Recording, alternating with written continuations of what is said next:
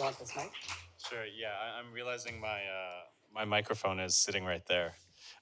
So. Oh, that's amazing. Thank you so much. Does this one work? Yes. Yeah. All right. All right. So we have 3 mics just in case. Yeah. Okay. So yeah, we want to welcome you all tonight to All Pride, No Prejudice. Let's give a round of applause. Thank you to the Center for Fiction and to Melanie for having us tonight. We are so excited. We've been friends for how many years now? We met tonight. Oh. Yeah.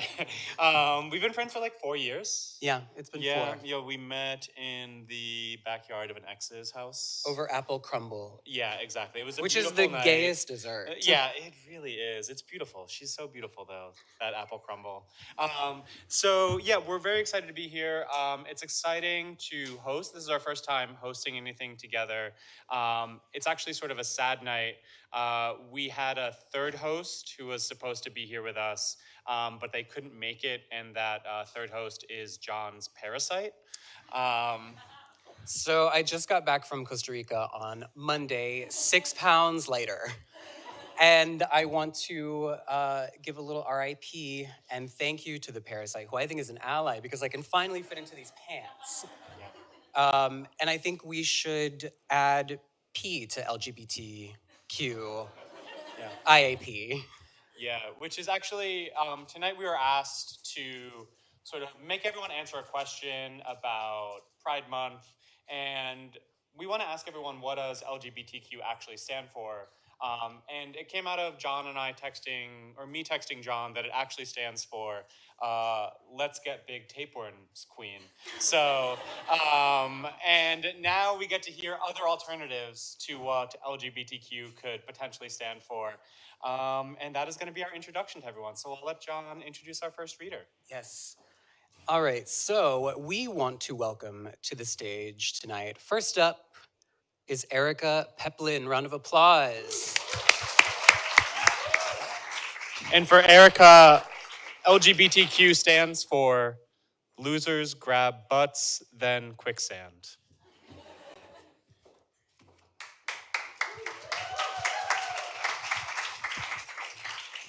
Wow, I'm standing at the famous CFF podium. I've normally been like in the front with my friend Fiona. And this is my first ever book event because Tuesday is the day that my debut book comes out. Yes.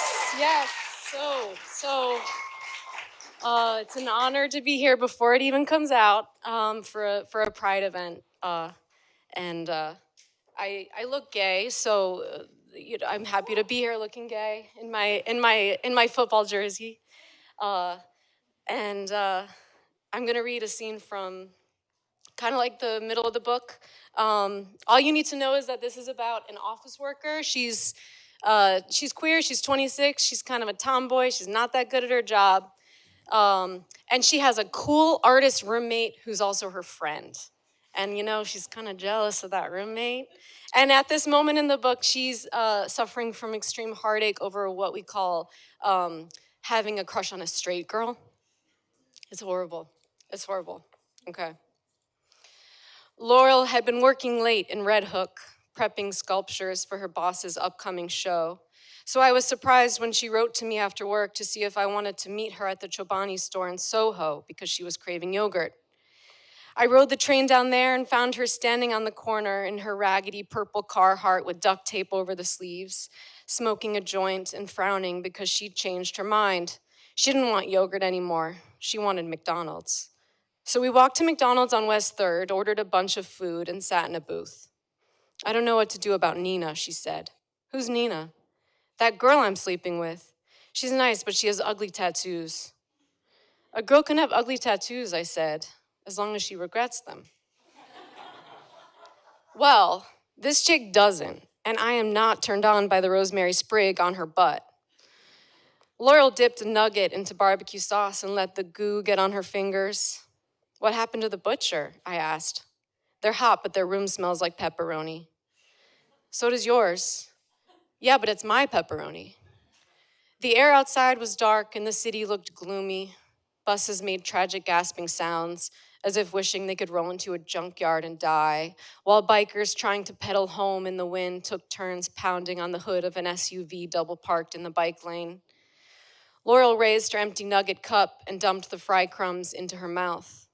I need to stop chasing people I don't like and go back to the same crush I've had for years, she said. Who's that? My therapist. I laughed, but Laurel didn't. She was the funniest person I knew, but she didn't seem to realize it. At least you're making art, I said. Laurel took the lid off her Diet Coke and started unpoking the bubbles so she could, I knew, poke them again. Art's a joke, she said. The whole system's jacked. She looked out the window at a for sale by Zeus sign attached to a renovated building across the street. You know those Zeus signs you see everywhere? That's my boss's mom's company. She's like this New York real estate billionaire. Yeah, who could rent his own gallery and start showing his work at 22. That's fucked up. We put our heads down on the disgusting table and made loud wailing sounds. Then we raised them and started talking about girls again. I'm done with Madeline, I said. Done. Over it. No more Madeline. If you see me texting her, take my phone and throw it in a well. What did she do? Nothing. She just makes me miserable. I texted her one simple question. Are you still sick? She ignored me for a week. Is she still sick? I don't know. She won't text me back. She's useless, totally inert, totally uninspiring. She cares so much about how people see her. Her name isn't even Madeline. It's Magdalena. Laurel shuddered. Watch out for church girls, she said. They've got that Catholic guilt. We unstuck our butts from the booth and walked in the blistering wind to the Rusty Knot, a nautical gay bar in the West Village that decorated every drink with lusty plastic mermaids. After shoving our coats under a bamboo table, we got drunk off pina coladas and tried to touch the fish in the fish tank. I went first and panicked at the thought of touching something slimy. Laurel went next and got her hand halfway into the water when the bouncer shouted at us and we fled to the pool table in the back. Our laughter was maniacal, but that was the one good thing about being heartsick. It made you giddy enough to think that being miserable was the same as being alive. Thank you.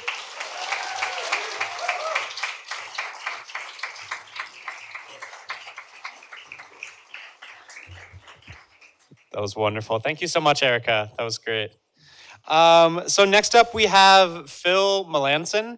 And Phil has been kind enough to give us the true definition of LGBTQ, which is leftists, gardeners, booksellers, typists, quizmasters. And the P stands for Phil Melanson. Great. Thank you so much.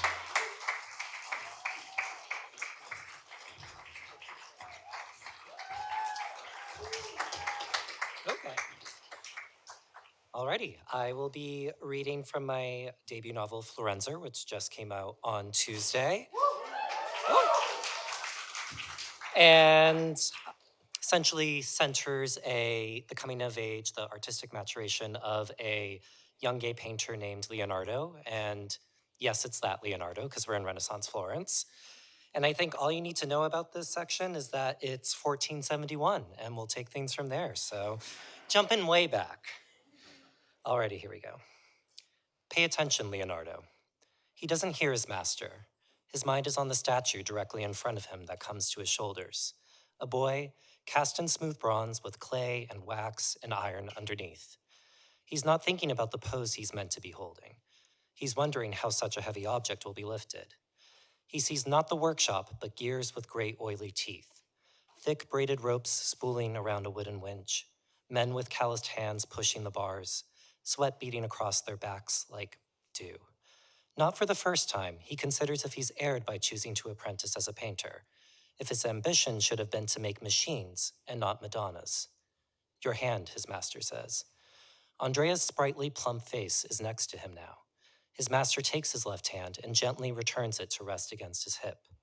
Then Andrea steps back to the statue, where another of his apprentices is waiting.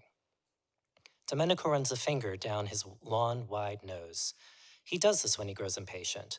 All of the apprentices have learned each other's habits. Andrea's too. How their master is dreadfully cross before breakfast. How if he bites the end of his brush, he's frustrated, liable to tantrum.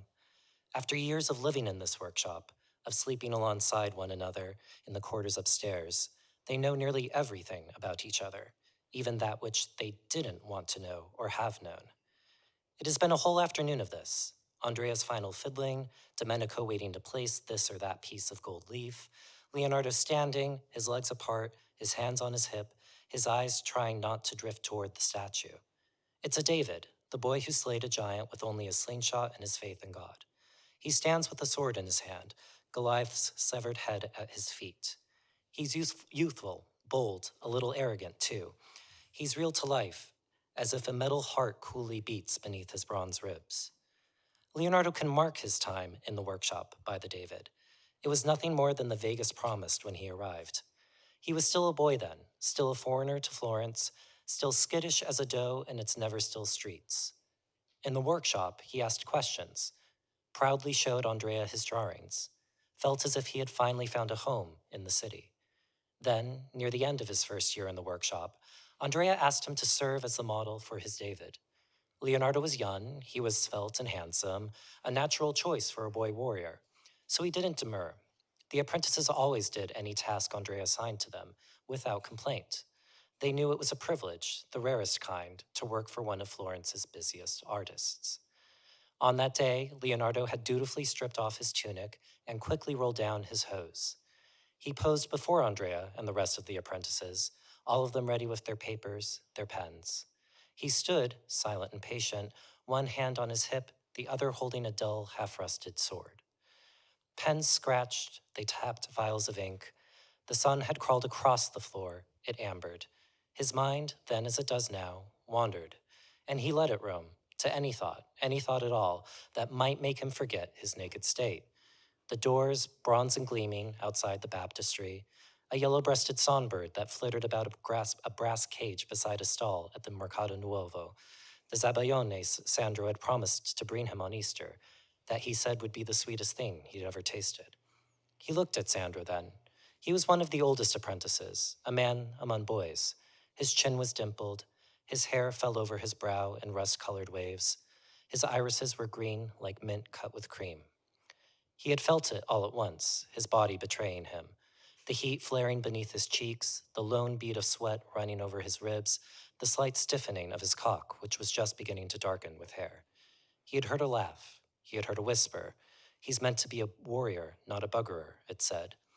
He saw the twist of Domenico's lips, saw Perugino stifle a snigger, saw Sandro refusing to look away from his paper. He hadn't understood it, not at first. He always knew he was different, but he had thought all of them were different in this way, that this difference was why they chose to be painters and sculptors, rather than notaries or merchants. He was wrong. Thank you.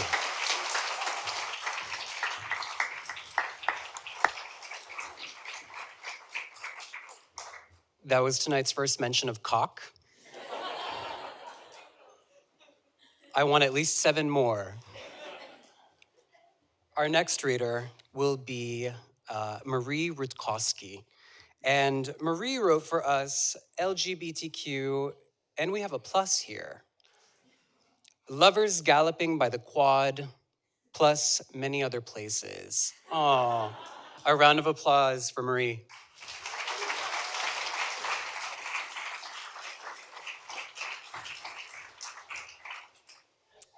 Hello. I'm sorry to disappoint. Although there is a cock in this book, it's not going to be in the passage that I read.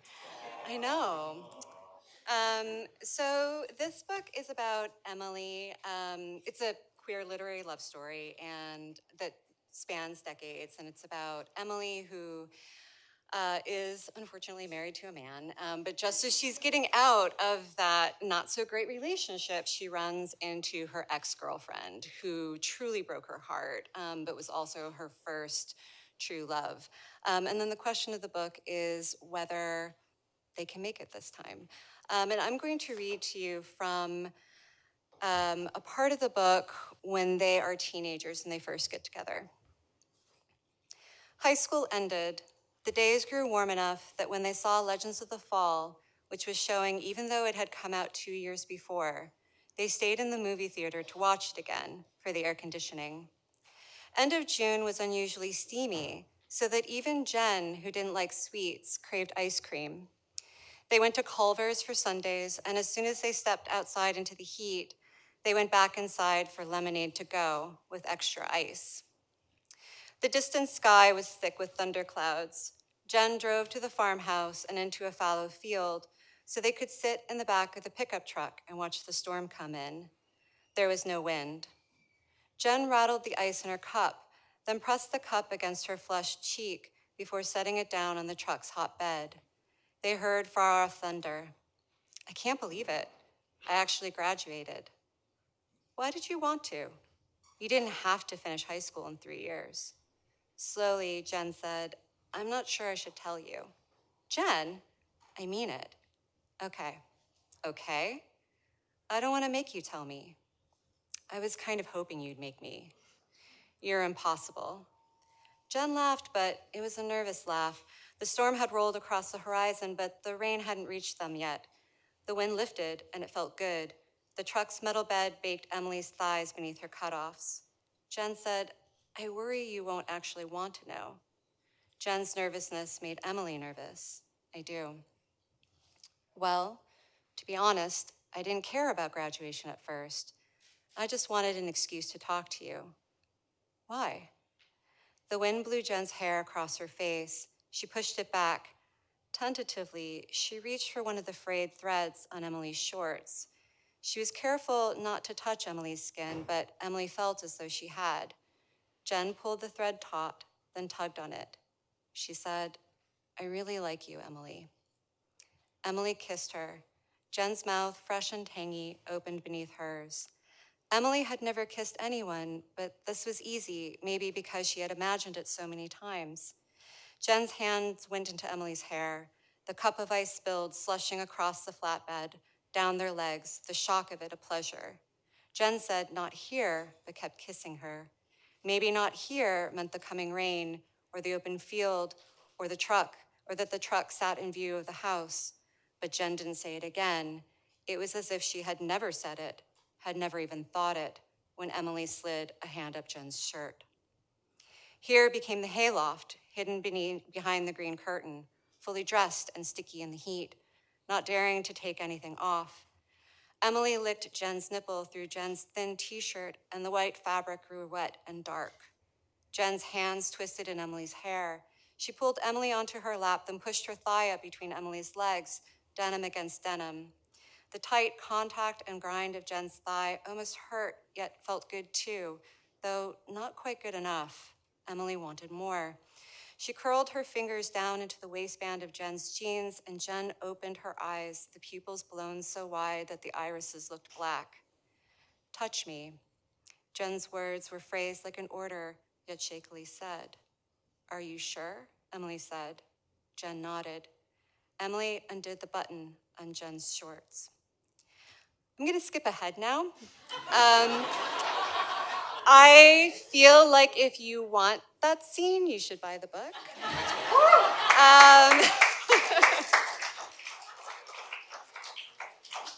I'll read a little bit more from after. Emily didn't know how late it was when they finally stopped and got under the quilt. Jen held her, their bodies knit together. Somewhere outside, an owl hooted, its tones rich and hollow.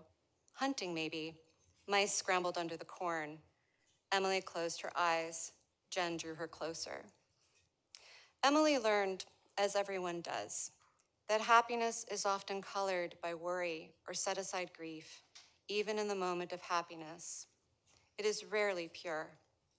But what Emily felt that summer, until the end of it, came close. It was the kind of happiness whose only worry is the loss of that happiness.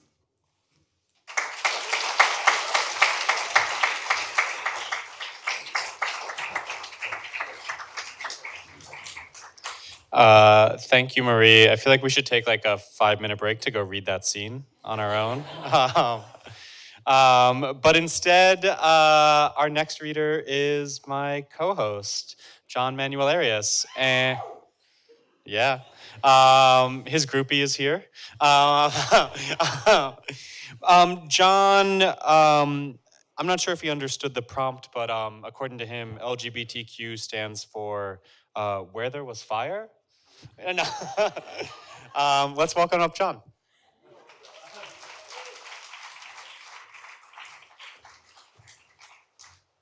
Hello again, everyone. So I want us to give a very quick extra shout out to the debuts in the group, because it's hard being a debut.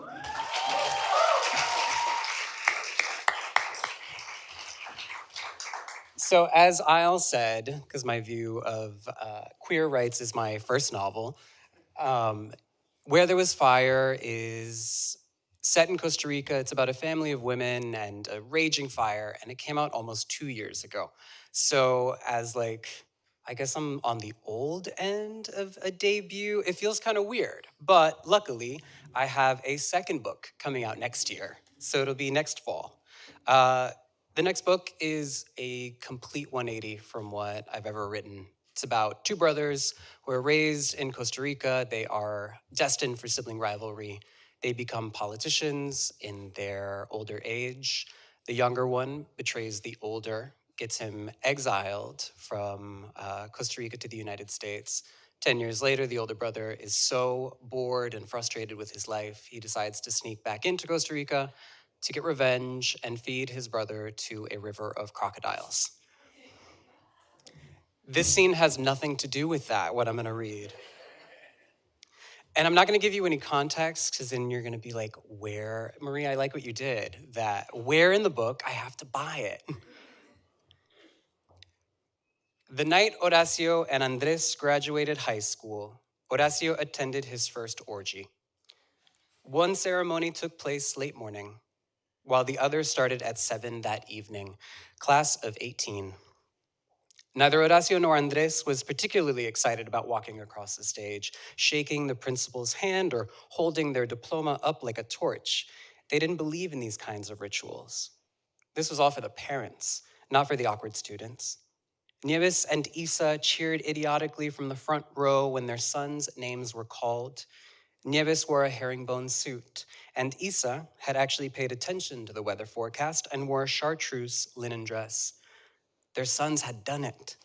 They had completed this part of their life. They were on a path to success, having each gotten into NYU. They could pack up, head out, and move into the dorms in the fall. They would start their own lives. Post-ceremony, Horacio and Andres spent that afternoon in Xavier's backyard, puffing on a hookah, exhaling thick blueberry clouds. The summer between high school and college was here. Freedom is what they agreed upon. House parties, drives to the mountains, sneaking into bars. Oh, the magic of the next 3 months in the sweet stagnancy of academic purgatory. Nothing this summer would matter. They could do whatever they wanted. The three graduates blew smoke rings, relit the coals like experts, and divined what summer would hold for them. The joy of boys left to their own devices. Inspired by their afternoon conversation, Horacio decided to push his limits. He answered a Craigslist invite to an orgy that night. Before the store-bought enema and scalding shower, Horacio studied his body in the mirror. He sucked in his abs and counted his ribs. He tapped his collarbones. They answered with a hollow sound. He grabbed his ass with both hands, bounced the perfect mixture of muscle and fat. Horacio thought back to the man who had mistakenly revealed his name, and the way that man with a name looked at him. That's the way they'll all look at me, Horacio thought. That's the only way he wanted men to look at him. He didn't mind being an object if it meant becoming a talisman to be worshipped. The Uber was uncharacteristically early and uncharacteristically speedy. Horacio arrived 10 minutes before the actual start of the party and was greeted by the skeptical host who asked Horacio's ID. The host treated him to a beer from the white fridge, which Horacio sipped slowly and deliberately. 8 o'clock came, and men of all ages and body types flooded in, standing on the periphery of the cerulean gym mats set up carefully on the floor. Horacio eyed a few men, and they eyed him back. When the host had finished reciting the house rules, he invited everyone to strip. They did so, except for Horacio, who was suddenly surrounded by more nakedness than he had ever seen in his life, and he realized the hollow sound his collarbones had answered with earlier was fear. Horacio could only get down to his underwear as the orgy began.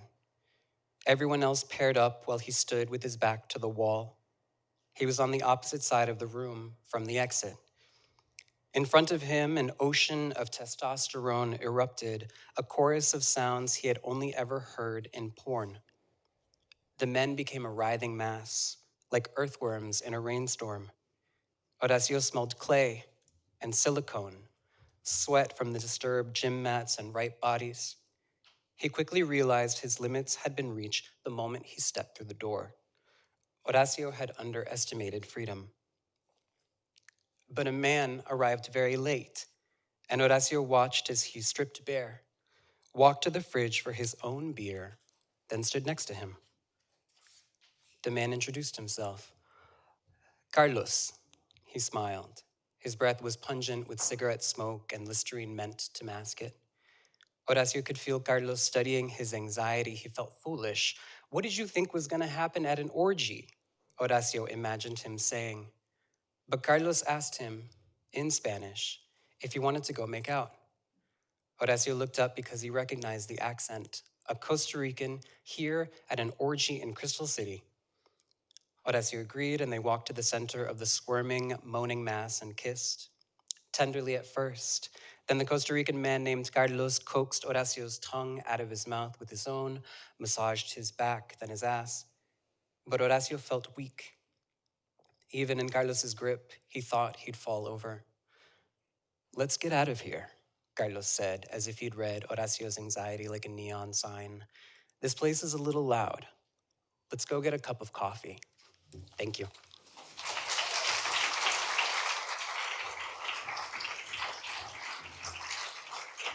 Just kidding, I'm presenting the next reader. I wanted the drama of walking across the stage. So our next reader is going to be Lydi Conklin. And I actually really like this one. It's very straightforward. Lungs, ground beef, 3/4. Lydi.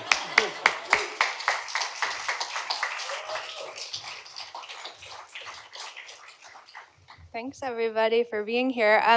I'm just going to read the beginning of my first novel, which came out last week, and it's called Songs of No Provenance. So. Yay! Thank you. Joan scrambled to dump the pushcart of her possessions into a Coney Island trash can on the beach off the boardwalk, way down from her building so her landlord wouldn't see. Night fell in rumpled black over the Atlantic, her phone buzzing angrily at her hip. She should have been gone already, across any bridge, through any tunnel, whichever chute from the city was swiftest, but if she left her life intact, she might be tempted to return. Salt water slid underfoot, the call of children in her ears. She nestled the martins on some newspapers in the sand, free of its case. She couldn't help treating it delicately, even now, while she stuffed her tortoiseshell picks and boots and half-used bottles of walnut oil and her camel hair coat and mustard-colored suitcase and toy lobster into the can on top of cotton candy cones and French fry boats. Next came the old CDs of the 4 other singer-songwriters in the Gone Writers Collective. And on top of that, her wire recorder, used for experiments and one-offs, which had required its own brutal, dedicated trip from the apartment, that beast. Then the ribbon mic and the cassette 4-track that built her signature sound, the precious machine she could barely afford and that she'd serviced for years, crashed through garbage to the base of the can. This nothing trash can, where she discarded the ends of so many hot dogs shared with Paige and Maya and Nick Blade, cigarette butts, the crumpled flyers of one another's shows. 2 hours ago, Joan had fled the venue. Paige's face crumpling in confusion as Joan dodged her, the crowd already roaring for the next act. Arms trembling, Joan reached for her martin. Her fingers met its neck. She'd crush it against the seawall, and then she'd be gone.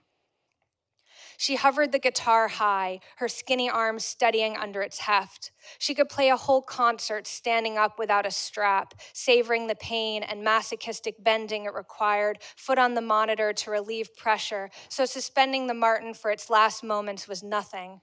The sea nudged the wall in looping rolls, ingesting and regurgitating unwanted bits of Brooklyn, the severed head of a toy cheetah, empty spectacle frames cocked curiously toward the light, cartons rinsed of their creamy Russian salads, all the waste fresh and sharp-cornered, never submerged long enough to burnish smooth or blanch. Children laughed at her, but children laughed at Joan on normal days, the way she followed her nose down the beach with curious intensity from the cement slab of her apartment building with its pastel umbrellas and bikes packed into bathtub-sized balconies all the way to Brighton Beach and back. Every night she didn't have a show, which was most nights lately, which would be every night now. She raised the Martin so high that the tendons in her arms locked. Her phone zapped her, a text from Maya Banerjee, one of the Gone writers, the group of scrappy musicians who'd supported her for 20 years. Joan lowered the Martin. Steady, steady. Why the fuck, Joan, said Maya's text. Joan's organs hardened to a knot. So Maya knew. Paige must have told her. In a heartbeat, all the Gone writers would hate her. The core of her community, destroyed by disgust. They were her life. Without them, even just without Paige, there was nothing. Joan couldn't bear to release her grip on the guitar and respond. She had to escape. Phones had been raised tonight, so many glossy rectangles, watching. Videos recorded in Love and Romance, the punk bar she'd played 2 hours ago. She wasn't punk, but indie folk rock whatever, though once you grafted genres, they hemorrhaged meaning.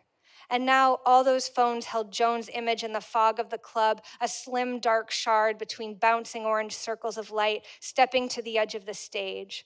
Hair swollen into a triangle above her shoulders, the sliver of air between her front teeth that it had never occurred to her parents to correct. Though she was 43, Joan was as skinny as a teenager, which a man had told her once before she peed on him.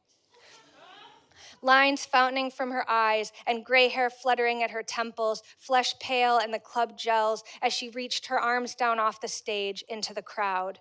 If Joan didn't respond to Maya's text or anyone's, maybe her life could remain the same. Meager gigs, Paige's friendship, one-night stands, boiled vegetables in her dank apartment, the ocean loud and invisible beyond its walls. She reached into the memory as though she could seize herself by the shirt, pull herself back, rewind reality, step back, Joan, from the edge of that stage, pick up the Martin, play your next song, don't be a maniac. Thanks.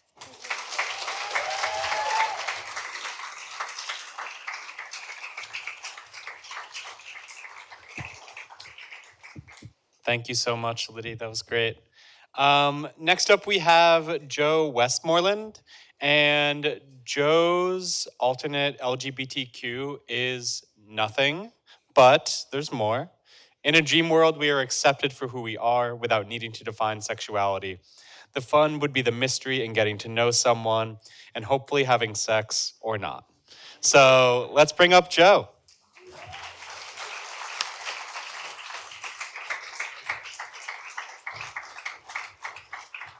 Hi. This is my book, Tramps Like Us. It's a reissue.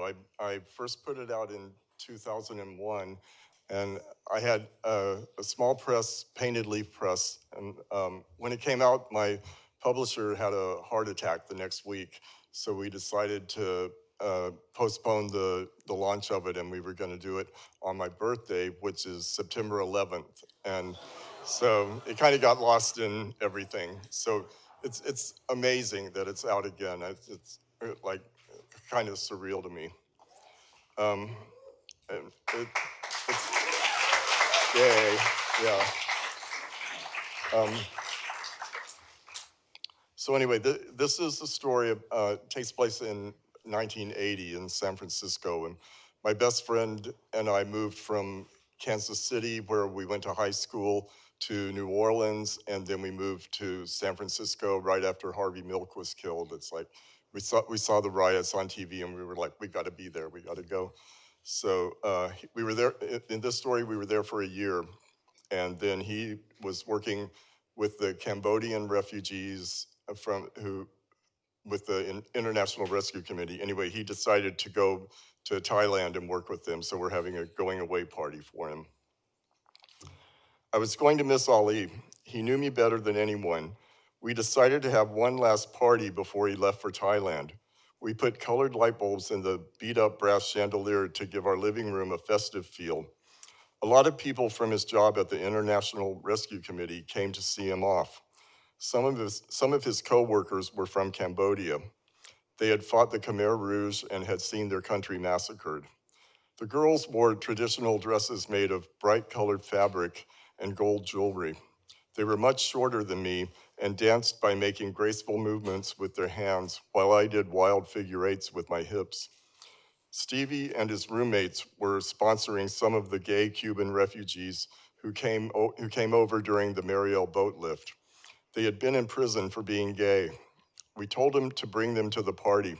They told their friends who told their friends, so we had a large contingent of Cubans. They kept taking my Grace Jones Warm Leather Red album off the record player and putting on Celia Cruz, the Queen of Latin Rhythm. My friend Gina and I had been doing volunteer work at Casa El Salvador and invited people from there. Not many of them showed up. Frank, the volunteer coordinator, reminded us that there was a war raging and they had too much work to do to party. But a few came, like Dolores, who brought some of her Nicaraguan friends. Doug's friend Elena came with her lover, Alina. Doug and Elena worked together in the 1980s census, going door to door to find out how many people lived in the Mission District. Elena and Alina were Miami Cubans who we thought of as rich because they were in art school. They helped bridge the gap between the Mariel Cubans and us by translating jokes in fast yakety Cuban to American English. There was our usual party assortment of misfit friends, people Ali and I knew from work or other cities who had also recently moved to San Francisco. The guys from New Orleans insisted people in San Francisco didn't know how to have a good time. I could always count on them for getting the party going by saying a few rude comments to people about how boring Californians were. Gina, the only native San Franciscan, still hadn't gotten over our Halloween party when Jeff dressed as Hitler. She said he had gone too far. He said you were supposed to dress like a monster on Halloween. Gina still didn't like it. A Patti LaBelle song came on and the Southerners, Jeff, Stevie, James, and Doug, started popping their fingers and dancing slowly like they were in ecstasy. When Patti sang, their world stopped. Stevie shut his eyes and raised a hand above his head and said, "Yeah, girl," like he was offering a prayer to the heavens. Ali divided his attention between everyone at the party and his boyfriend, Tuan. Tuan stood in the kitchen near the table with all the liquor. He was getting drunk. His eyes were red and watery. He and Ali were in love, and Ali was going away for at least a year. Tuan had recently moved to San Francisco from Taipei with his parents, brothers and sisters, and grandmother. He was our age, in his early 20s, the oldest of 4 kids. He was shy about speaking English, but could understand everything. When there were only a couple of people in the room, he was relaxed and even animated, but in a crowd, he kept to himself. Ali had the attitude that they would stay boyfriends even though he was going away. Tuan knew better, and he wasn't happy about Ali leaving. I liked Tuan because even though he seemed timid, he actually was spirited and had some fight in him. Ali would float around the apartment, hugging people, dancing with them, being a good party host, and then he'd go make out with Tuan in the kitchen corner for a while. He'd leave again and make a couple of rounds through the party before coming back and checking on Tuan. While he was away, Tuan got drunker and drunker. I hung out with him for a while. It was hard to understand him between his soft-spoken accent and his drunken slur. He told me he wasn't having much fun at the party because he knew Ali would be gone soon and he'd be alone again. Everyone smoked joints like they were cigarettes. My eyes burned from all the smoke, but it never occurred to me to step outside for some fresh air. I was having too much fun dancing. The Cuban guys were getting really drunk. Someone put on Donna Summer and they all screamed. Emilio, the butchest of the bunch with his broad muscular back and short afro hair, grabbed an oblong-shaped balloon and used it as a microphone to lip-sync Hot Stuff. He alternated using the long balloon as a microphone and a dildo, opening his mouth in a wide O like he was going to swallow the entire length. Everyone danced in a close circle around him while he carried on. The Thai boys from Ollie's job stood in the background giggling and acting shocked. Jeff yelled, "Get it, girl, work." Then James pulled his long hair up in a ponytail on the side of his head and joined in a duet with Emilio. That song finished and everyone started dancing to Donna's next disco hit. A cloud of cologne blasted me in the face and made my nose itch. I sneezed. I saw Carlos leaning against the wall, watching everyone carry on. I met him earlier in the week with Elena y Elena and kind of had a crush on him. I picked up my plastic drink cup off the fireplace mantel and worked my way to him through the wiggling bodies. I was proud of myself for making it all the way across the living room dance floor without spilling my drink. Carlos had also come from Cuba on the boat lift, but he wasn't friends with the guys staying at Stevie's. His English was better than theirs. Carlos and I were talking. He was beautiful, shorter than me, with smooth skin and penetrating black eyes. He was serious, which made me feel playful. He told me he was a poet, but hadn't written much since he'd been in prison. I couldn't quite fathom what he was telling me. The last couple of years I've been moving around the country, partying, learning to dress in drag, falling in and out of love, reading Isherwood, Burroughs, and Bukowski. Not to mention all the nights I'd spent out roaming from bar to bar, getting drunk and stoned. The concept of being in prison for what I had been doing was almost intangible. Carlos leaned up to me and said, "Emilio would never have done that in front of strangers in Cuba." I laughed and said, "I never would have done that in front of strangers in Kansas City." Carlos looked at me, and for a split second, there was a moment of recognition. Like, yes, he knew that it hadn't been a smooth road for me either. I saw what he was telling me about prison in Cuba related in some strange way to the guilt I felt about my family back in Missouri. His eyes pierced me. Without saying a word, he knew about what my dad had done to my sisters and my bruises. A split second. "Come on, Carlos, let's dance. You're too serious." I pulled him into the bouncing party and started dancing.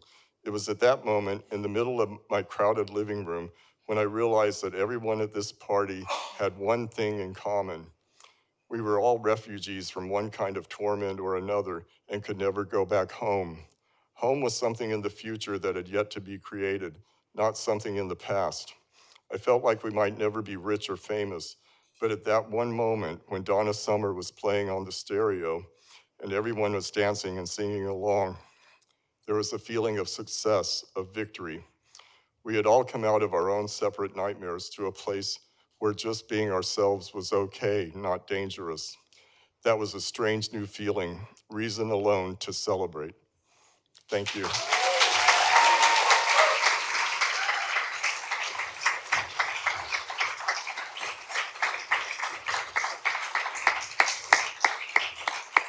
Thank you so much, Joe. I was gonna say, we didn't hear cock, but I did hear dildo. Yeah. I mean, we're getting closer. We're getting closer. Yeah. So we're gonna take about a 20-minute break. You can get some books signed. You can buy books. Get your wallets ready. Yeah, and we'll see you back here in 20 minutes.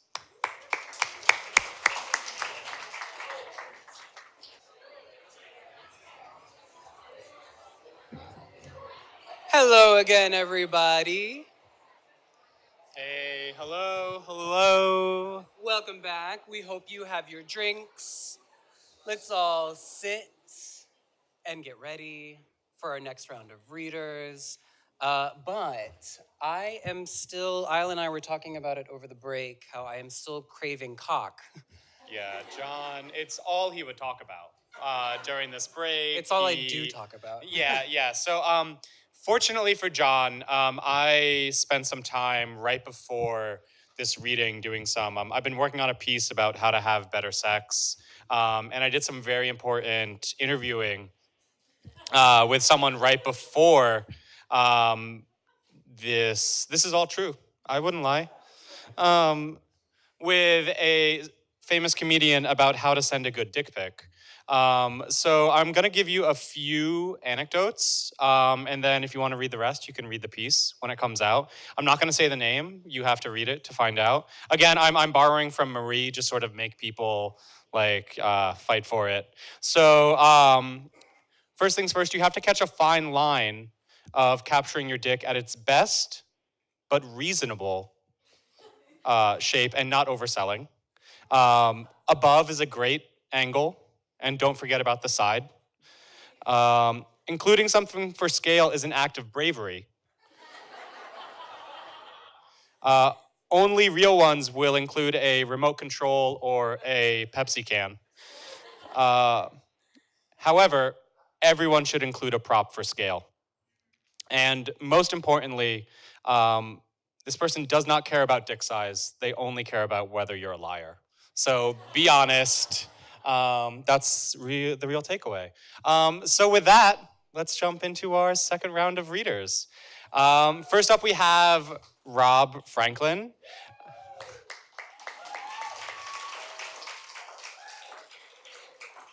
And LGBTQ, according to Rob, is let's get this bread today, Queens. All right, let's welcome Rob.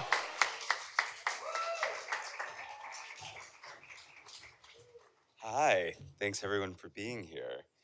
So I'm going to read from my debut novel, Great Black Hope, which came out Tuesday.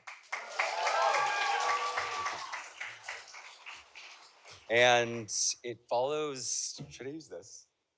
Either way. Okay. It follows a character named Smith, who's a queer black 20-something, who in the aftermath of an arrest for cocaine possession in the Hamptons must confront his relationship to race, class, addiction, and grief in the dizzying aftermath of his best friend's mysterious death. And usually I read from the prologue, but I actually want to read from a kind of sexier passage. So this is about 100 pages into the novel. At the Myrtle stop, the crowd loosened, opening seats on Smith's either end. The hairy man slouched into one, his musk now overwhelming, top notes of armpit and gym sock with base of cedar. The hairs on his meaty arm bristled Smith's skin, and he found himself contemplating just how long it had been. Months, certainly, since his last great fuck. His libido not so much subdued as deprioritized, background noise to an enduring psychic torment. Pleasure of any kind since the arrest, since L, had seemed an unearned indulgence. And sex was always tricky. Though with A, his first, things were easy. A blonde Californian with a swimmer's build, he was hot in an obvious way, like summers by the beach. Tan lines, rip tides. An aspiring playwright, he'd bonded with Smith over Beckett in the dimly lit garden of a frat house that was hosting its annual ode to foam. A did not smoke, but didn't mind that Smith did on occasion. And so when they kissed and he tasted the mix of cheap liquor and tar, he said nothing but come home with me. Home meant the housing complex across from Smith's own, where A shared perhaps the largest freshman dorm on campus with a Venezuelan plutocrat whose father had been recently smuggled in a suitcase to an island in the French Caribbean without the burdens of extradition. They fell into an easy rhythm, sleeping at A's most nights and building a romance on the soft foundation of things in common, bin Lerner and the National. They ignored everything else. A was a good kisser and practiced at sex, having had 3 boyfriends in high school with the grace of his parents, 2 centrist Californians, both public school teachers to whom he'd come out at 12. Nonetheless, Smith put off the inevitable act, opting for everything else in his arsenal. The litany of sex acts which for him were still new. It was new to suck a dick and call someone his boyfriend, to meet this boy's parents, to claim and be claimed. A was understanding at first, and then restless after many months' effort only loosened Smith's sphincter enough to accommodate an additional finger. So finally, in the first thought wave teens, they scheduled the act for Valentine's. The plan was this: dinner in downtown Palo Alto at a restaurant that served savory crepes. 2 straight couples would join them, friends of A's, and after dinner they'd all go to a kegger at one of the dorms. Smith would eat light, and following a brief appearance at the party, the two would abscond to fuck. Dinner was fine and uneventful, its sole friction being the moment the bill arrived. The two straight boys predictably tossed in their cards. Then A did the same, insisting on covering Smith. The kindness of the gesture obscured its regressive politics, the implication being that it was a man's job to pay, and that A, who planned later to be the penetrator and not the penetrated, was the man. But not a measure of guilt, which Smith felt often with A, for whom money was exceedingly tight. He earned a laughable pittance at the student store for which he was required to work as a stipulation of his financial aid. I insist, said A with a forbidding look. It's a special night. The party, by the time they arrived, was a chaotic blur. Handle pulls and keg stands, punch bowls near Radioactive with the neon of plastic brand vodka. Everyone was being single and annoying about it, sticking their tongues down each other's throats as Kesha compelled them all to go har, har, har, har, har, har, har. Quietly, Smith envied them and sipped his drink, wondering how he'd found himself in such a conventional romance, some gay YA, the wrong book, the worst film. The music in the hall was loud, flow rida, white girls attempting to twerk, so he was relieved to find A in a quiet room. There he sat atop a friend's bed beyond a poster of Kobe Bryant. He was now slurring his words slightly, having gone for the punch, his tanned skin red with passion as he argued with the boy on the bed opposite, a bespectacled nerd whom Smith knew to be the son of a prominent black tech CEO. The subject of their debate was affirmative action in college admissions, a topic so played as to be of no interest to Smith, were it not his own boyfriend in the opposition. After twice reiterating that he was an unbiased party, A invoked the case of his elder sister, a straight-A student and decorated diver whose many accolades had not earned her admission to the elite school where now they sat, her spot having presumably gone to someone browner and less deserving, though A was quick to clarify that he didn't mean any of the black students he actually knew. It's just ridiculous that her race would work against her because we grew up, if not poor, then certainly working class, and both of you, he began, eyes flitting between the wealthy black sons of wealthy black fathers with an oozing, liquid rage. He'd forfeit the point without speaking it, though of course he'd said plenty, enough to sour Smith into a dissociative fugue as they endured their slow and labored sex hours after. I just think, A had continued, it's an insult to black people. I'll stop there, thanks.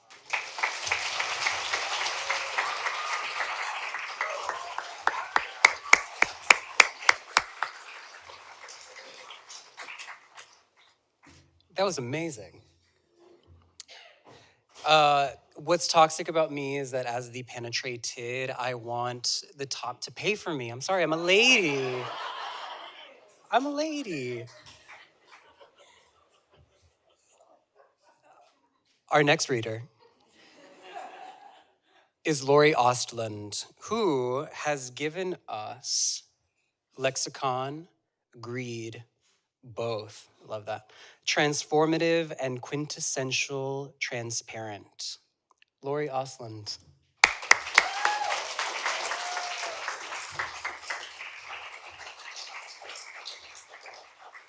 Good evening, everyone. Thank you so much for being here. I apologize for that poor offering. I got that assignment at the very last minute, so I asked everyone around me their favorite words. And those are their favorite words.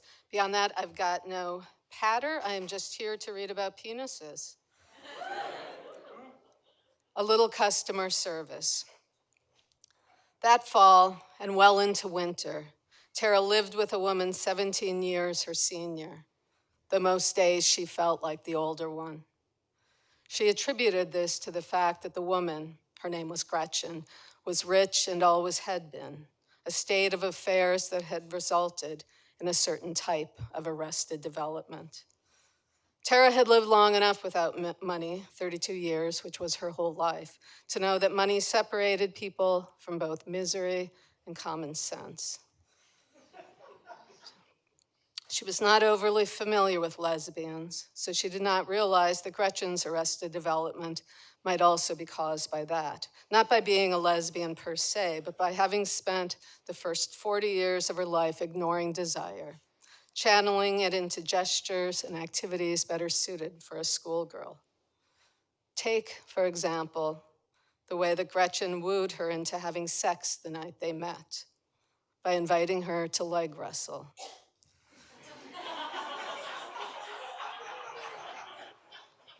They lay on the rug in front of the fireplace, hips touching, heads in opposite directions, on the floor of Gretchen's adobe house on Canyon Road in Santa Fe, New Mexico. And all Tara had seen was the luxury around her, and not the strange and almost heartbreaking fact of a 49-year-old woman coaxing intimacy out of leg wrestling. They'd met earlier that night at a tourist restaurant, all coyotes and turquoise, where Tara was waiting tables and Gretchen was eating a Cobb salad, seemingly without enjoyment, as though eating were more of a job than waitressing. When Gretchen was done sighing over her salad, done lifting her knife and fork up and down as though they were a set of barbells, she began waving frantically for the bill. Even though she could see that Tara was covering too many tables, or should have been able to see this if she knew anything about waiting tables, or seeing the world through someone else's eyes. When Tara handed her the bill, Gretchen handed it back with her credit card, making a point to not even glance at the total. Then, after Tara had swiped the card and delivered it back to the table with a mint, a pen, and the receipt, after Gretchen had signed the receipt, pocketed the pen that was not hers, popped the mint in her mouth, and was free to leave, a need that her wild gesticulating minutes earlier had seemed in service of, she stayed at her table another 40 minutes, watching Tara take orders and fetch condiments and be polite to a group of 6 men whom Gretchen would later declare undeserving of politeness. The men were dressed in matching sky blue t-shirts that said, "First in customer service," though the phrase customer service was in quotation marks. So the t-shirts actually said "First in customer service." Tara laughed when she saw the shirts. She wished that she could laugh with someone, but she did not work with people who thought about things like irony and punctuation. In fact, just the week before, the manager had pulled her aside to say that the kitchen staff had complained about the way that she recorded her orders. "It's all the extra codes," he said. "You're confusing people." "Codes," she repeated, truly perplexed, and the manager pulled out her last order. "Burger on whole wheat, semicolon, hold the mayo and cheese," and tapped his pen on the semicolon. "This," he said. "That's not a code," Tara said. "That's a semicolon." She took classes at the community college and hoped to cobble together a career someday from the things that she was good at, among them punctuation and multitasking. A code is, she paused, hearing her tone become instructive. "You know, from when you don't want other people to understand." "Well," said the manager, "congratulations." Nobody understands.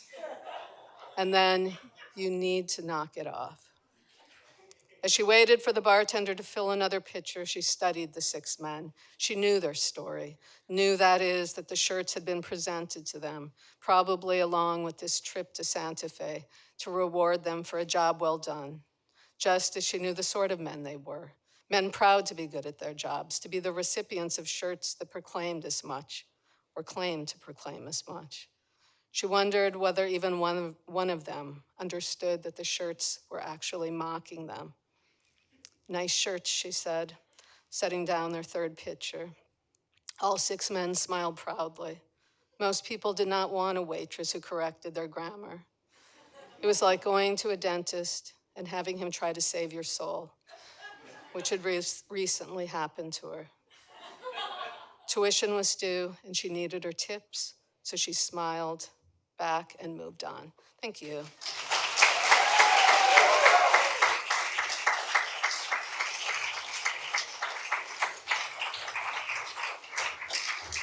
All right. Thank you, Lori. That was great.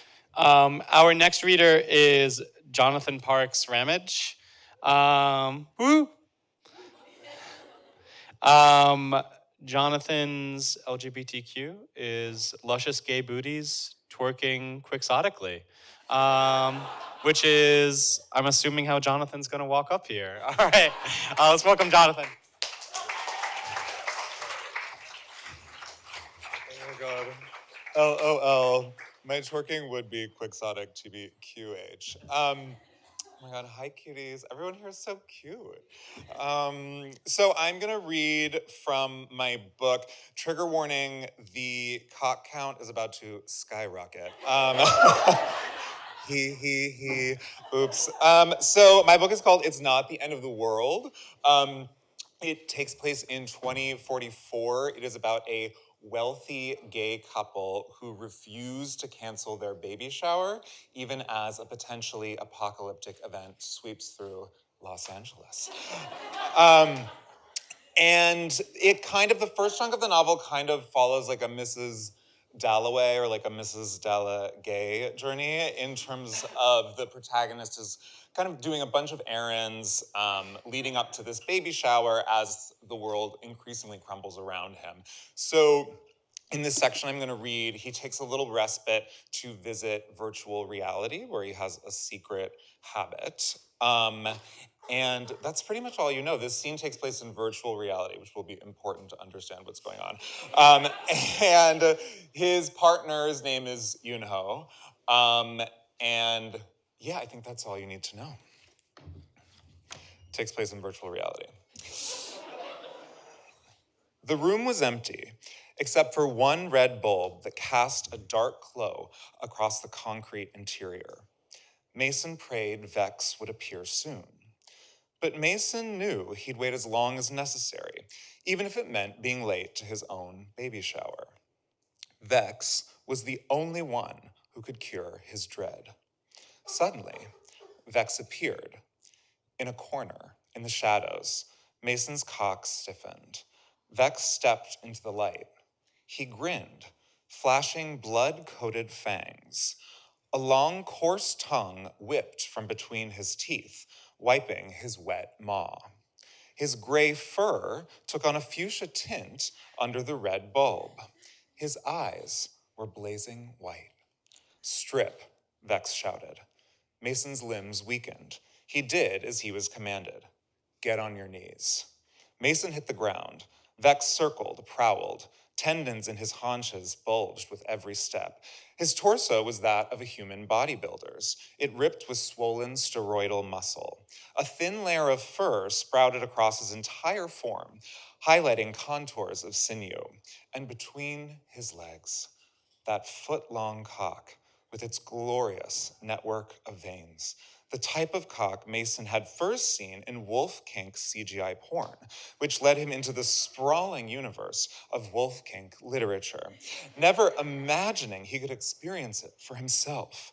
It was a cock Mason worshipped in secret visits to virtual reality, a cock that haunted his dreams, the last thing he saw before waking up every morning next to Yoonho, who had no idea Mason possessed a parallel digital life that occupied an alarming amount of space in his psyche. Ironically, it was Yoonho who'd awakened this kinky impulse during the violent fuck spree into which they'd sublimated their mortal fear in the weeks leading up to Yoonho's cancer surgery. But after the successful operation, Yoonho had zero interest in anything but the most vanilla sex. Mason worried a return to BDSM would trigger Yoonho, remind him of his encounter with death. And so Mason never brought it up. Instead, he sought erotic obliteration from lupine sex workers in the nether regions of virtual reality. Vex slapped him across the face with his cock. The force of the blow triggered his iOS cerebrum's advanced haptic technology and sent a wave of divine pain surging across his skull. Lie down, bitch, Vex snarled. Mason scuttled, beetle-like, onto his back. Mason was canine sexual, though he was terrified to admit this to anyone, especially Yoonho. How to explain his sexual attraction to half canine, half human avatars, and more specifically, Vex, the gray wolf muscle god who was the only entity that could make Mason come. Yoonho and Mason had only discussed the bounds of their open relationship within actual reality. Never had they broached the gray area of hiring virtual reality sex workers, though Mason suspected Yoonho wouldn't approve. It wasn't just that Yoonho, like many others in the wake of the news story that had exposed their community, made the occasional derogatory joke about canine sexuals. What worried Mason was the fact that sessions with Vex were brutal, transcendent, almost spiritual. Sex never felt like this with Yoonho. A coil of rope appeared in Vex's hand. He addressed Mason. What brings you crawling in here today? That's it.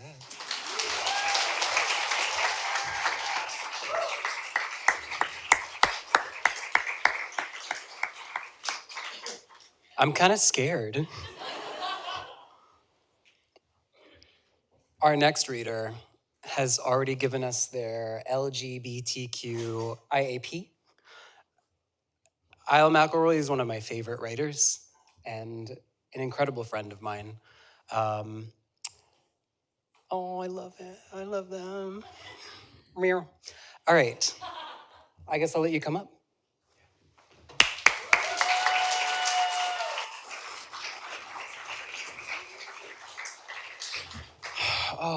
Hey everybody, thanks for being here.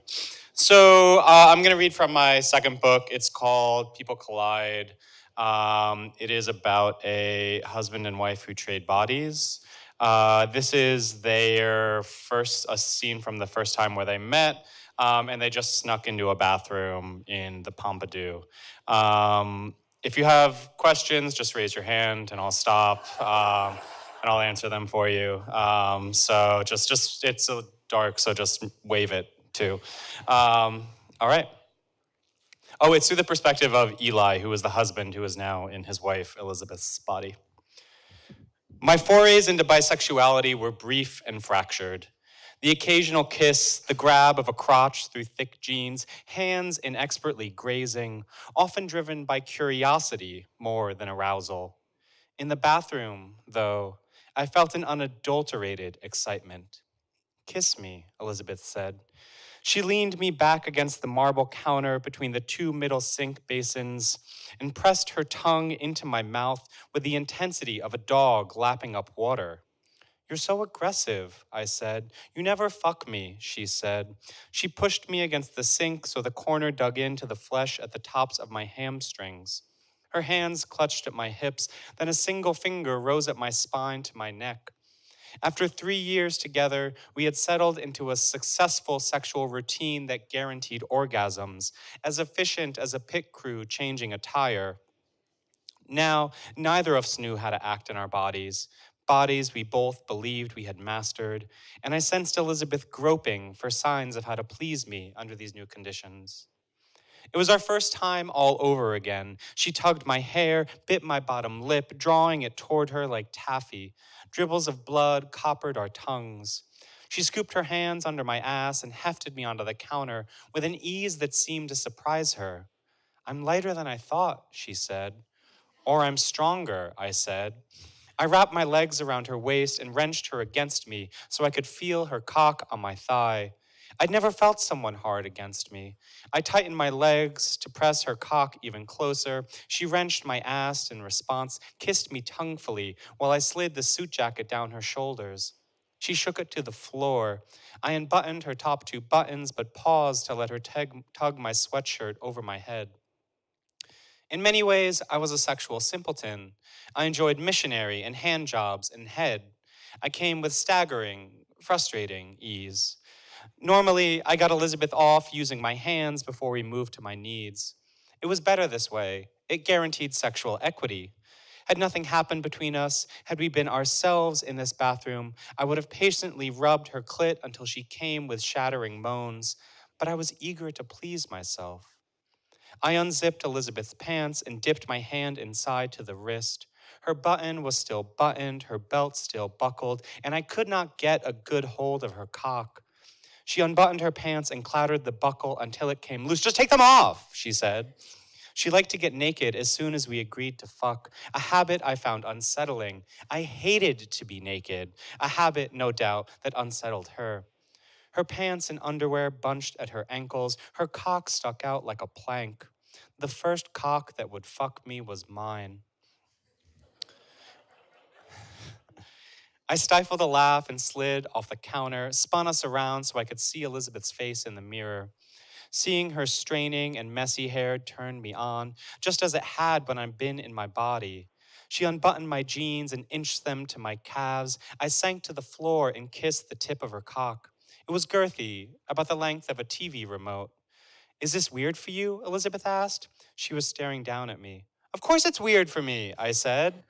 Just making sure. She ran her fingers through my hair, palmed the back of my skull.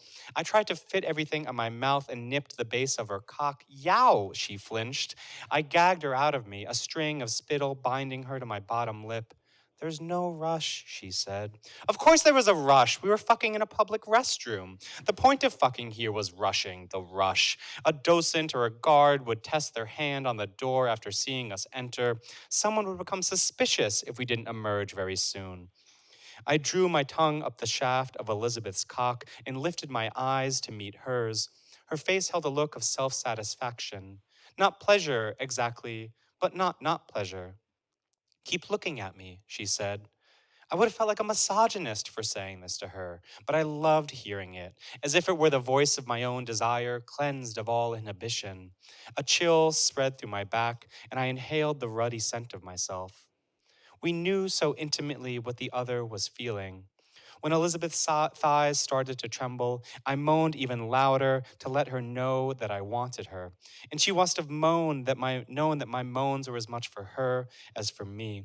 I think I'm gonna come, she said. I knew she was. Her thighs tensed to telephone poles. I told her to come in my mouth and readied my lips at the tip of her cock as I jacked her off. Fuck, fuck, fuck, she said. Warmth leaked softly into the back of my throat, little guttural sprays of heat that continued unabated for what felt like minutes. It tasted like hot, saltwater yogurt and pooled selfishly in the dip of my tongue. She quivered inside me. I gulped, looking up at her, but her eyes were pinched shut in pleasure. When it was over, she opened her eyes, and her hands were on my shoulders, then under my arms. She lifted me to her and angled her body away from the sink to make room for me to spit out her cum. I told her I didn't need that. You know I don't swallow, she said. You're not you anymore, I replied. Thank you.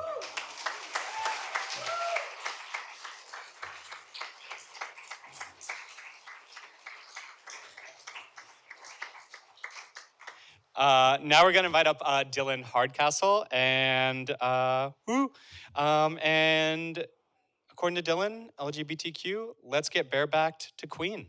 All right, let's get Dylin up here.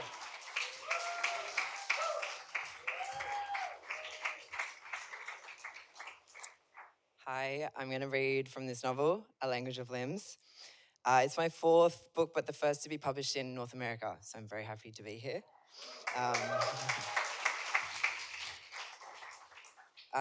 This scene is about two people falling in love, and it's set in Australia in the 1980s.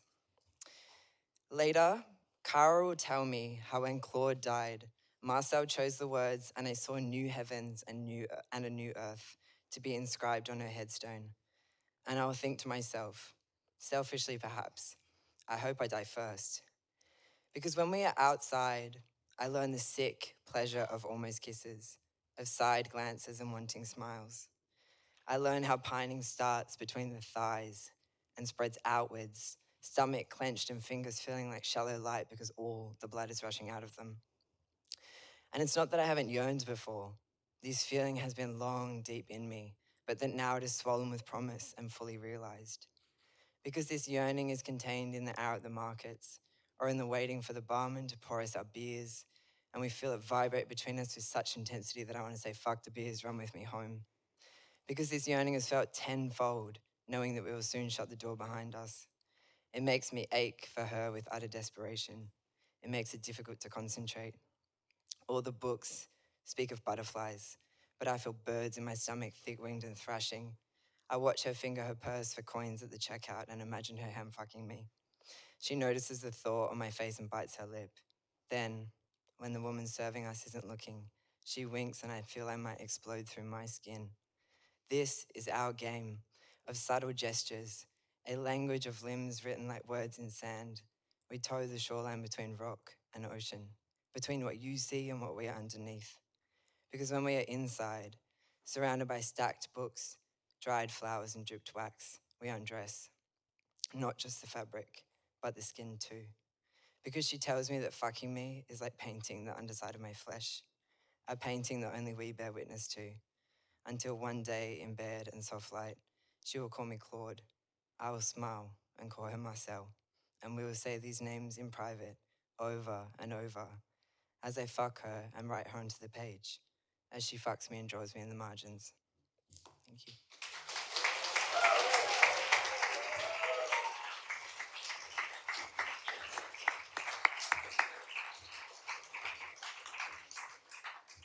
In the books, they write about butterflies, but I have birds in my belly, something like that. It was beautiful. Thank you so much, Dylin. All right, our next reader, very excited, is Emma Copley Eisenberg. And Emma's LGBTQ is Let's Go Baby Girl to Queens.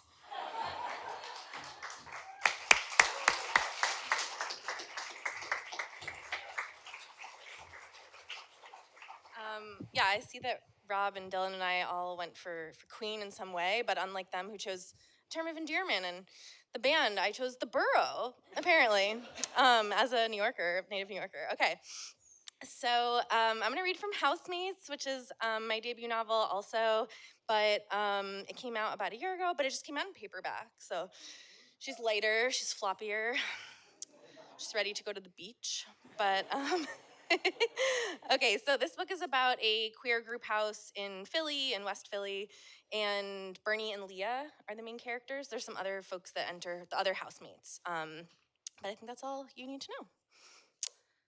In the house, there was always a spectrum and no one wanted to be on either of its ends.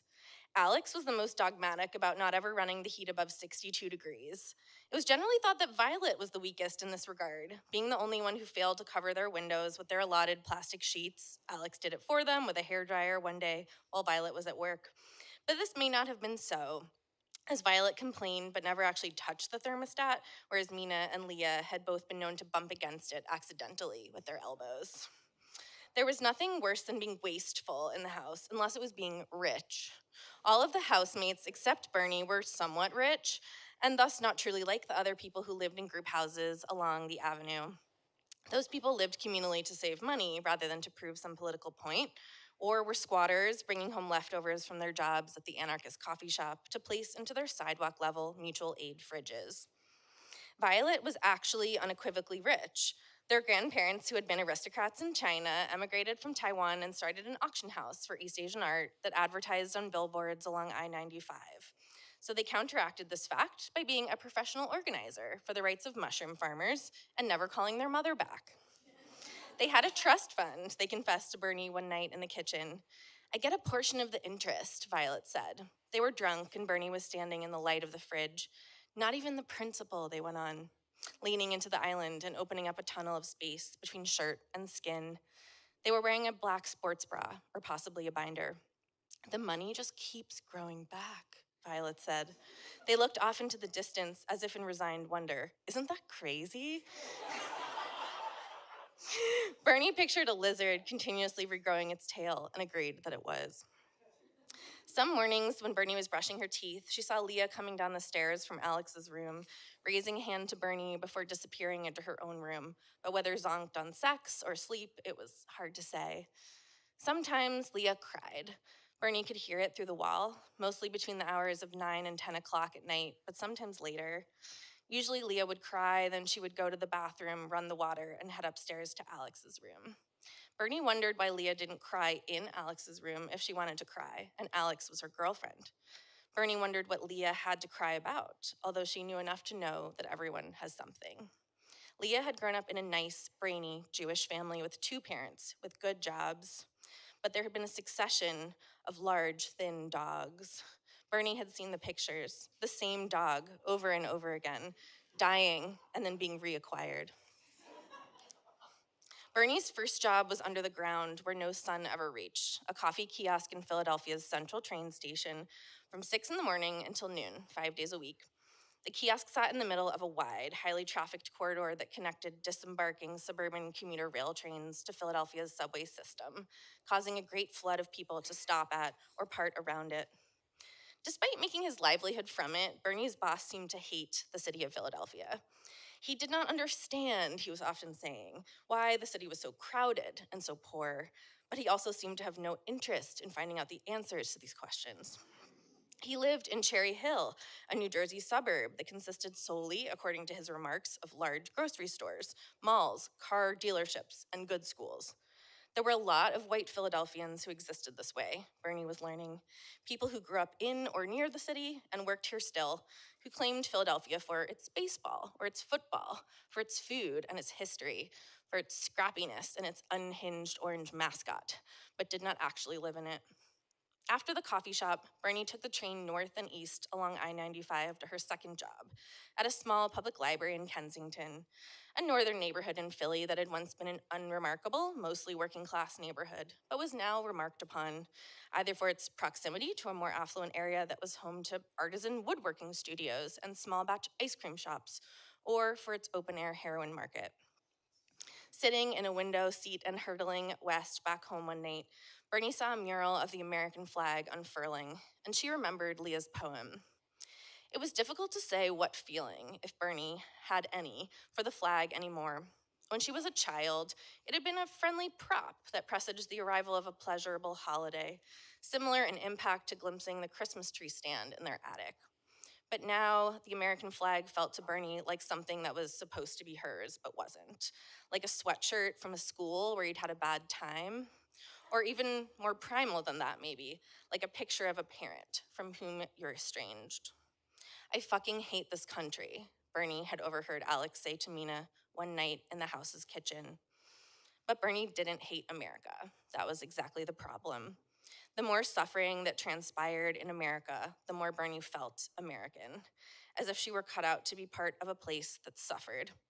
It was like belonging to a fantastically dysfunctional family from which she knew she would never be free. Thank you.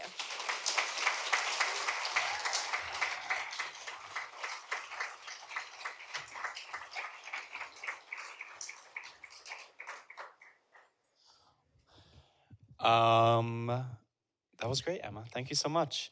And now we have our final reader, Roya Marsh. And LGBTQ, DTT stands for Let's Get Back to Queerness and Defeat the Trump. All right, let's get Roy out here.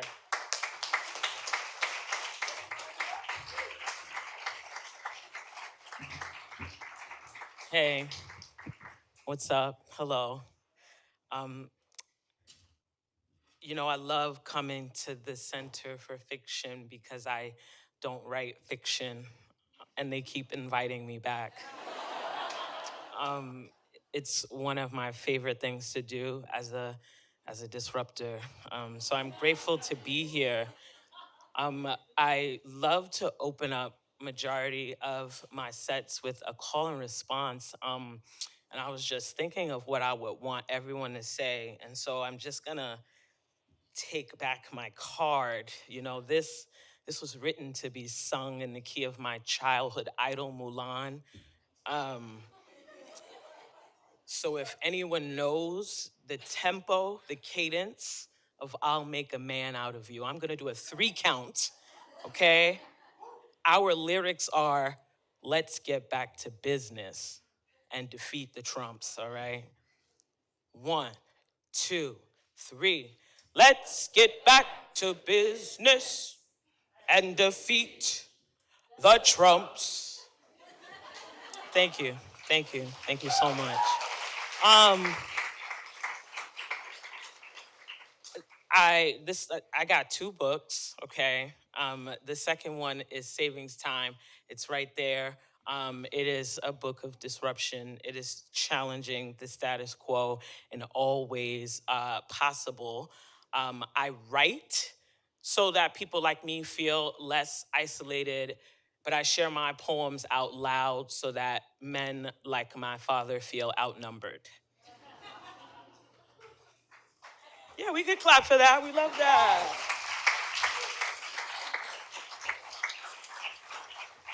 Don't say gay. Say I'm my mother's youngest child, her baby girl, the last of her name, the first of mine. Say I'm a black butch. Say these are black poems. Say these are butch poems. Say I was black before I was born. I was butch before I was broken. Say my name. Say Roya. Say real ass bitch. Give a fuck about her. Don't say that word. Say damn, your lady is bad. Say you mad. Say big, bad men be scared of me. Okay, okay. Say straight. Say go straight to school and bring your ass straight home like my mama told me. Say even that won't save you. Say you saw this coming. Say everything was straight on TV. Every book had straight pages and straight lines and straight lessons. So straight I started to hate myself for who I was, for who I loved. Say the closet could have swallowed me home. Say erasure is an American pastime. Say they tried to erase black history with slavery. Say you saw this coming. Say you've known groomers and predators and they all live really straight lives with their straight spouses and scared straight kids who run straight to the street for a chance at freedom. Say not in front of the kids. Say your kids can be anything they want when they grow up except safe. Say all kids are straight until proven guilty. Say identity can't be learned nor taught. Say you are who you are until someone pulls your card. Say you believe in God when it's convenient. Say you're only conservative when we start to feel a little too free. Say you think gay and sex are synonymous. Say you think trans people choose to be hunted. Say you hate us. Say bang, another one eats a bullet. Say no child of mine is gonna be no monster. Say get out of this house. Say you gendered the clothes, the toilets, the sports. Say we came out swinging, born, waiting for what doesn't kill us will come back to finish the job. Say you tried to neutralize us, but we are the impact. We are what happens when there is a God and the God is us. Say you don't know what the fuck you're talking about. Say you didn't read the bill. Say you don't even vote. Say you ain't even woke. Say you don't have to be. Say you're safe. Say this is grooming at its finest. Say this is the Hunger Games and the odds were never in our favor, but don't say gay. Say good morning, class. Welcome. This is a school. Say what is important. Say we are safe here. Say I love you beyond binaries. No matter who you are, no matter who you love, no matter what form you take, say you belong. You belong. You belong. You belong. But don't say nothing at all.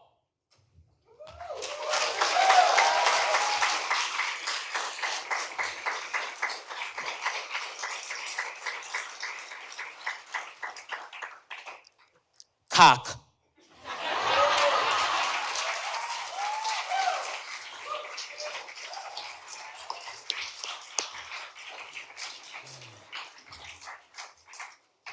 I don't have anything to add. Well, can I say the run of show says, and Roya Marsh takes us home. Yeah. And I think we can end on that. Yeah. Yeah. Thank you, everyone, for coming. We had a wonderful time. Yeah, thank you again to everyone at the Center for Fiction. Thank you to all of our readers whose books are still available and available to be signed. So go grab some books and hang out. Good night, everybody.